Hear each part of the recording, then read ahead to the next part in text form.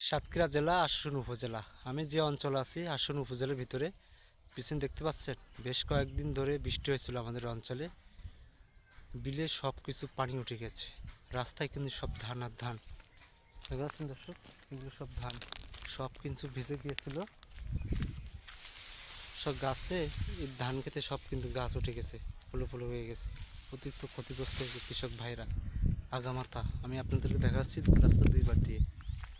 রাস্তার দুইবার দিয়ে কিন্তু তারা রোদিতে টেনে দিয়েছে শুকানোর জন্য, কিন্তু প্রচুর ক্ষত ক্ষতি ক্ষয় হয়েছে কৃষক ভাইরা, চাষিরা বিল থেকে নিয়ে যাচ্ছে ধান। কিন্তু দর্শক, গাছ হয়ে গেছে, ছোট ছোট সাদা হয়ে গেছে, প্রচুর ক্ষয়ক্ষতি গেছে অত্যন্ত বৃষ্টির কারণে।